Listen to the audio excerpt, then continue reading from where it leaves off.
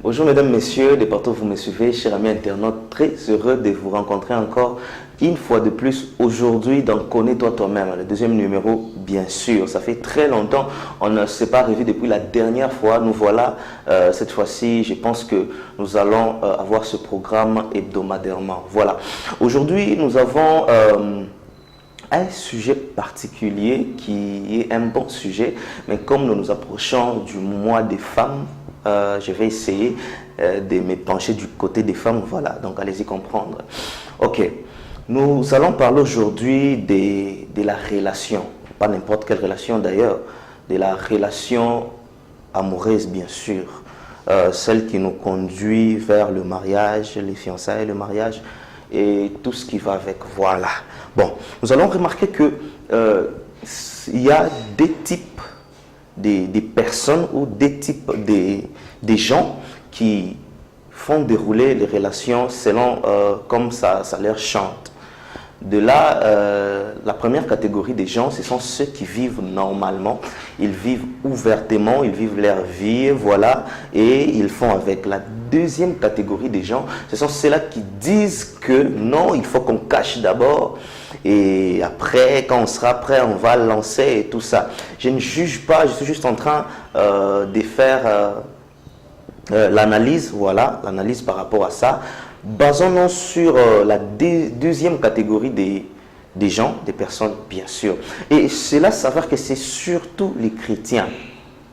Et quand même, toi aussi ma soeur, quelqu'un qui te dit « je t'aime, je vais être avec toi, je veux que tous les jours restants de ma vie, que je les passe avec toi ». Toi aussi tu te dis que non, il est intéressant, il est bien, je crois que ça peut marcher. Et tu t'engages dans la relation. Quand tu t'engages dans la relation, tu remarques que le gars te dit « oh non, tu vois, comme on est là, moi je suis un serviteur de Dieu, j'œuvre dans l'œuvre de Dieu, tu vois, il faut d'abord que ça soit caché. Et après un certain temps, tu vois, comme je suis responsable et tout ça, je suis ancien, il faut qu'on garde ça et après un certain temps, on va faire de sorte que les gens sachent. Et toi aussi, tu acceptes cela. Voilà pourquoi dans des églises, il y a beaucoup de jeunes qui ont fait des choses bizarres avec beaucoup de sœurs. Comme quoi tu crois que tu es la seule à qui on est en train de dire cela, or qu'il y a d'autres personnes qui sont victimes de la même histoire. Et ça ne fait que se répéter, même pas par rapport à ça, même par respect personnel. Tu sais que tu es une fille, tu es prête à t'engager dans une relation sérieuse et tu regardes une relation à long terme. Mais quelqu'un qui vient et qui te dit « oh non, tu vois, il faut qu'on soit un peu dans le secret et après les gens vont savoir et c'est pas important que les gens sachent. » Et tout ça, ma soeur, c'est important que les gens sachent pourquoi ça te permet d'avoir un périmètre à toi, une barrière à toi. Comme ça, on sait que tel frère ou telle sœur est lié à telle sœur ou tel frère. Ça te donne aussi quelque part une sorte d'assurance vie du point de vue relationnel, bien sûr. Tu vois un peu de quoi je veux parler? Ce n'est pas une chose du genre, tu vois, on est encore en train de vivre, il y a beaucoup de jaloux. Mon frère, tu te bats contre qui? Tu t'es engagé dans une relation, tu es parti vers la fille d'autrui. En la proposant, tu vois, je vais rester, je vais passer toute ma vie avec toi, mon cœur t'aime, je t'aime, tu m'as touché et tout ça. Et après, la fille, bien sûr, touchée aussi et impressionnée par ton approche, la fille dit, ok, ça va, nous allons évoluer, moi aussi, je t'aime et tout ça, tout ça. Vous commencez à vivre, mais en quoi c'est mal que les gens sachent? D'ailleurs, si les gens sont au courant que tel frère sort avec telle sœur, ça va minimiser le risque du désordre. Pourquoi? Parce que déjà on te connaît en qualité de quelqu'un appartenant à une tierce personne. Voilà, et c'est comme ça, ça marche. Et non, vous venez avec des discours du genre, vous voyez, il ne faut pas que les gens sachent. Les autres même disent que si les gens sont au courant, et voilà, on va nous combattre et tout ça. Mon cher, même quand tu es en train de dire à la fille, je t'aime, les diables sont déjà au courant. Les esprits sont déjà au courant.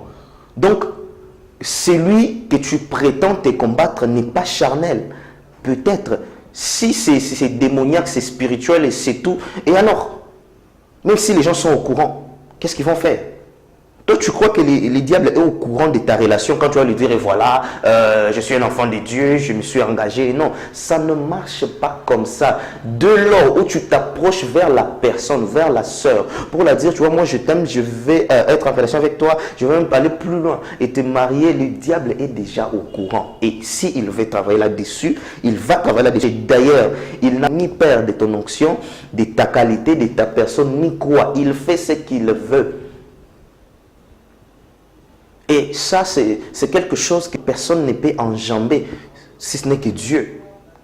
Ma soeur, j'appelle à ta conscience. C'est une relation que tu as voulu. Alors, pourquoi vous vous mettez sur des bases que les gens ne sachent pas? Est-ce que tu sais ce qui est dans la tête de l'autre? Et d'ailleurs, même quand un garçon responsable te dit que les gens ne sachent pas, que ça reste entre nous, qu'est-ce qu'il a dans la tête? Qu'est-ce qu'il veut que tu ne saches pas? Qu'est-ce que tu ne dois pas découvrir? Pourquoi les gens ne doivent pas être au courant de votre relation? Et il y a d'autres personnes, tu es avec lui dans la relation, et le frère te fait manger la Bible, des versets bibliques, et toi, vous êtes là en train de prier tout le temps. Écoutez, l'onction n'est pas contre les romantismes. C'est une femme, c'est une fleur. Il faut en prendre soin. Il faut arroser. Il faut donner de l'amour, il faut sortir des paroles qui sont douces, il faut dire des choses, même s'il faut en inventer des poèmes, il faut le faire parce que c'est ainsi que ça marche. L'onction n'exclut pas tout ça. Marcher dans la crainte de Dieu, marcher dans la sainteté, mais cela ne refuse pas que les gens sachent au moins. Vous avez droit au respect, vous avez droit à la considération et parfois même, si quelqu'un, entre nous, d'ailleurs ça se passe, je suis là, je vois une fille, je pars, je dis à mon ami, ah, tu vois la fille là, elle me plaît, j'aimerais être avec elle et tout ça. Tu es en train de raconter à ton ami. Et si quelqu'un est au courant, la personne peut dire par exemple, non, arrête, la fille là sort avec le frère tel. Même si ce n'est pas à 100% que ça marche, mais quelque part vous avez l'assurance vie et c'est comme ça que ça marche. Petit à petit, votre relation est en train de s'agrandir. Ces choses-là, je suis responsable, je suis telle et telle personne de l'église, je suis cela même montre que, d'ailleurs, quand tu pars chez une fille et que tu es responsable de l'église, c'est que Dieu t'a montré quand même, comme vous le dites. C'est que Dieu t'a dit, voilà, c'est elle. Ou tu as prié, tu as eu la conviction, comme c'est l'esprit qui convainc, tu as eu la conviction que c'est elle. Alors, ce qui veut dire que vous allez aller jusqu'au bout. Peu importe le combat, peu importe des tempêtes, vous allez aller jusqu'au bout. Ce qui veut dire que normalement, c'est pas mal que les gens le sachent. À moins que ce soit une recommandation particulière, que Dieu lui-même te dise, mon fils, tu vois, garde ça pour toi, et après un certain temps, ça va se passer comme ça. Ça, c'est autre chose. Mais juste comme ça, tu te décides que les gens ne sachent pas. Quelle intention as-tu dans ta tête? Tu ne vois pas que tu t'approches de l'impudicité. Et il y en a beaucoup qui ont fait la même chose avec des sœurs. Aujourd'hui, la personne était avec celle-là, ça n'a pas marché.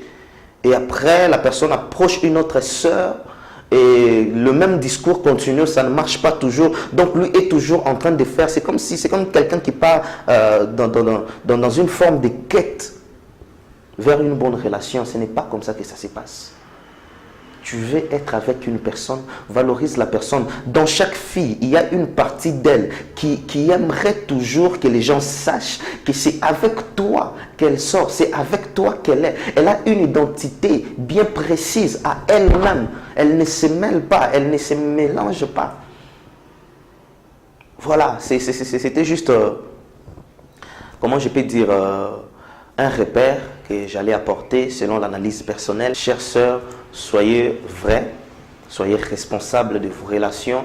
Si la relation peut marcher, c'est par rapport au comportement, à ce que vous vous mettez ensemble. Là, ça peut marcher. Mais si déjà, du point de vue comportement, les choses ne marchent pas, même si vous faites quoi, même si vous cachez 1000 ans, ça va toujours finir par s'éteindre quelque part. C'était Fiston et la Magie. Appelle-moi Wezorbi.